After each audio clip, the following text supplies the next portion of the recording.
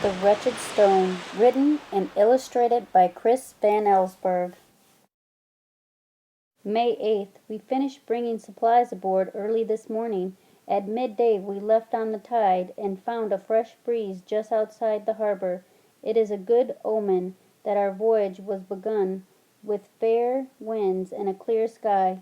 May 9th. The first mate, Mr. Howard, has brought together a fine crew.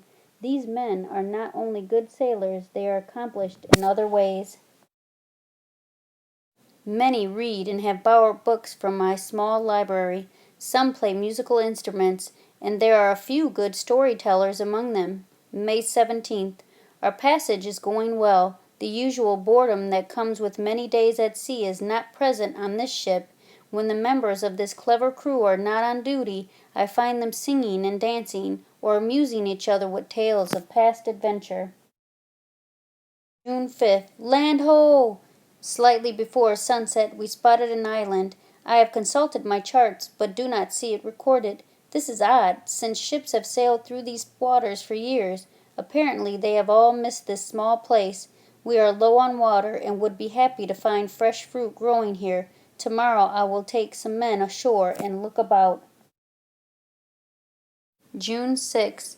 I have just returned from the island. It is strange indeed. The vegetation is lush, but not a single plant bears fruit. The air has an odor that at first seems sweet and pleasant, then becomes an overpowering stink. I saw no sign of animal life, not even an insect. We found a spring that had water too bitter to drink. We also discovered something quite extraordinary, which I have brought aboard. It is a rock, approximately 2 feet across. It is roughly textured, gray in color, but a portion of it is flat and smooth as glass. From this surface comes a glowing light that is quite beautiful and pleasing to look at. The thing is unbelievably heavy, requiring 6 strong men to lift it. With great effort we are able to get it aboard and into the forward hold. We have set sail and are under way again. June 10th. The crew is fascinated by the rock. When not needed on deck, they are down below, gazing in silence at the peculiar light it gives off. I miss the music and story-telling that became part of our ship's life. The last few days have passed quite slowly. The men, however, seem perfectly content.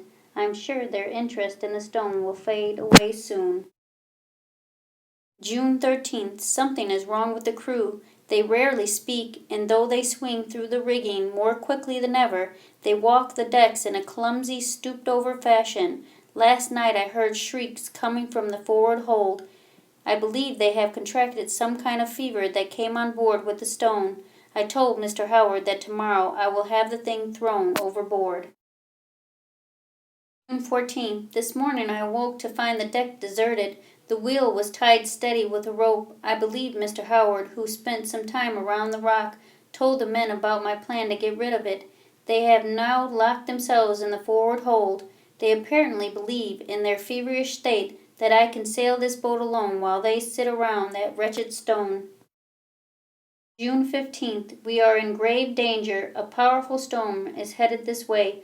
All morning long the wind has grown steadily stronger. The sky is filled with dark clouds. I am unable to shorten the sails by myself. With this much canvas up, we will surely be blown over and sink when the full force of the storm arrives. I am going forward again to try to get the crew to work. All our lives depend on it. This is, I am sure, my last entry. What I have just seen is so horrifying I barely have the strength to write it down. After I pounded at the door to forward hatch, it finally swung open, but it was not a man who opened the door, it was an ape. The whole crew had turned into hairy beasts. They just sat there grinning at the terrible rock. They don't understand a word I say. We are doomed. June 16th. The storm has passed. The Rita Ann is still afloat, but both mast and the rudder are lost. The stone has gone dark. We are struck by lightning twice during the storm. I believe that was the cause. Unfortunately, the crew is unchanged. They are still beasts, but seem sad and lost without the glowing rock. I have moved them back to their quarters. We have food for 2 weeks. I am hopeful of rescue. June 19th.